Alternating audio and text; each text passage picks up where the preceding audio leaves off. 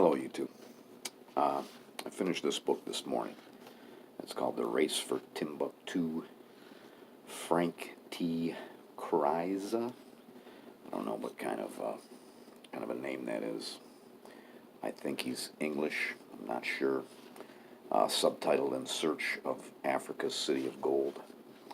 Apparently, in the early 1800s, people actually thought Timbuktu was, paved with gold, and all the walls had diamonds and jewels stuck in them. The interior of Africa was basically unknown. So the book chronicles a lot of people, mostly from the British Empire, that tried to hike in there.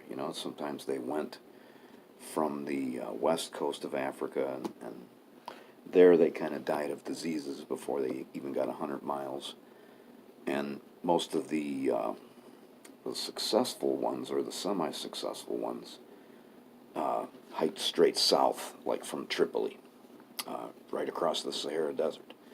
And I've got a couple of things marked off in here. We, really soon in the book, I saw that I ran into my old friend, the Bashaw, from Thomas Jefferson and the Tripoli Pirates. It's still the same guy that's in charge of Tripoli. He was pretty successful, for 30 years. And in large part, he was successful because he played the powers off on each other. And this is the Bashaw, what he likes to say. He says, "When elephants choose to dance, it is the wise man who gets out of the way." So that's how he survived all this time.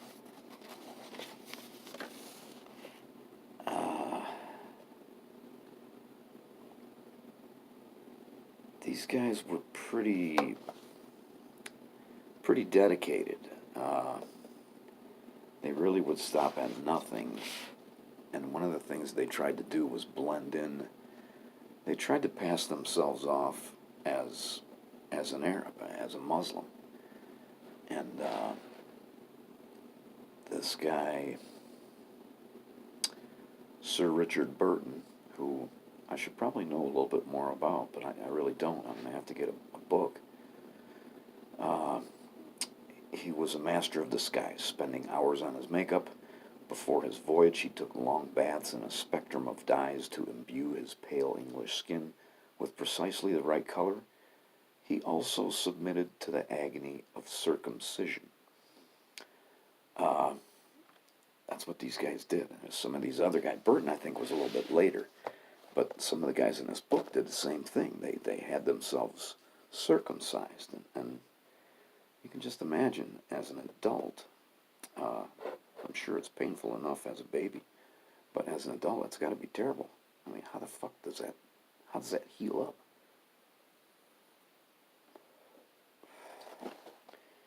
I got some more stuff marked off here.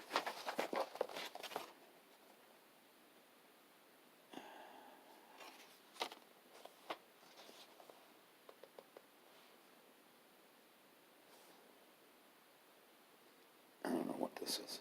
I don't know why I got one there.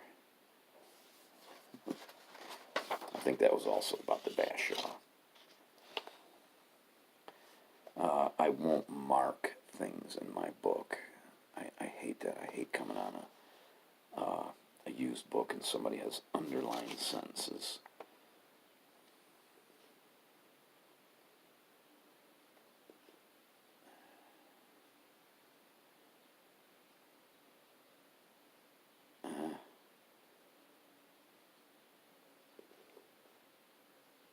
Maybe I should be underlining sentences because I can't find why I marked this off either. It's got to be a Bashaw too.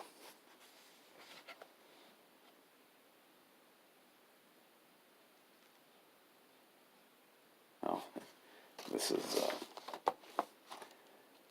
the author. A lot of these guys were from Scotland, and I just thought that this guy's his description of Scotland. Apparently, he doesn't like Scotland too much. This is what he writes. This is one of the main guys his name was Lang, and Lang ends up getting to Timbuktu, but he gets murdered after that, and then there's a big, they're trying to find out who murdered him, what happened to Lang's papers, and all of this. But the bleak landscape was bare, destitute of trees, a countryside of heather and morass and barren hills. Its agriculture was sparse, dirty patches of crops surrounded by brush and swamps.